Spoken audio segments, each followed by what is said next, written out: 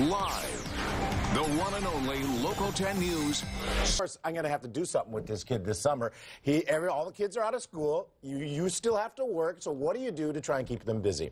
Well, most people enroll them in summer camp, right?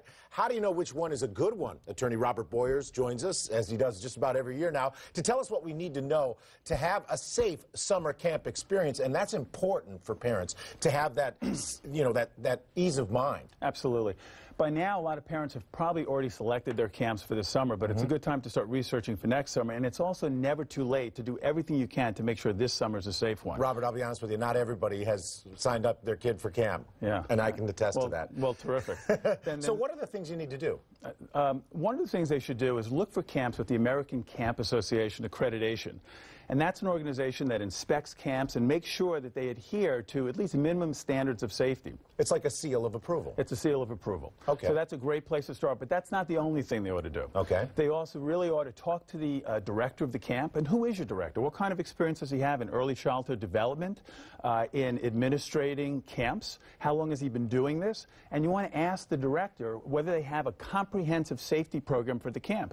You know, look, 1 out of 5 people who die from drowning, and I hate to be so frightening, but 1 out of 5 people are kids under the age of 14. Right. So waterfront safety is particularly important. Okay, and what do they do when they're looking for counselors?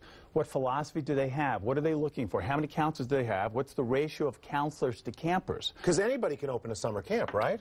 But not everybody can pull it off safely. Absolutely. I mean, there's very minimum standards for safety in camps. Right. Many states barely regulate camps other than regulating food safety in the dining room through the Department of Health.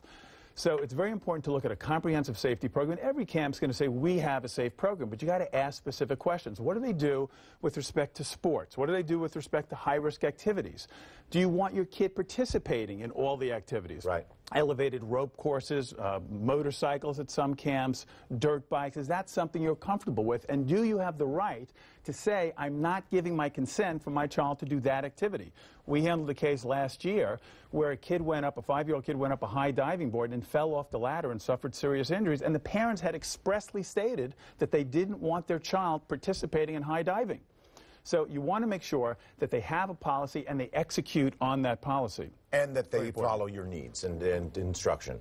Absolutely. And the other thing to do that I think is very important is to talk to parents of returning campers. It's a great resource to find out what experience they had at the camp in previous years. Really important to do. Like a TripAdvisor or a Yelp for camps. That's a great idea. Absolutely. Robert, thank you so much for great information, terrific stuff. We want to keep our kids safe, obviously, and summer camp, let's make it fun and safe. Absolutely. Right? Thanks, Critical. Robert.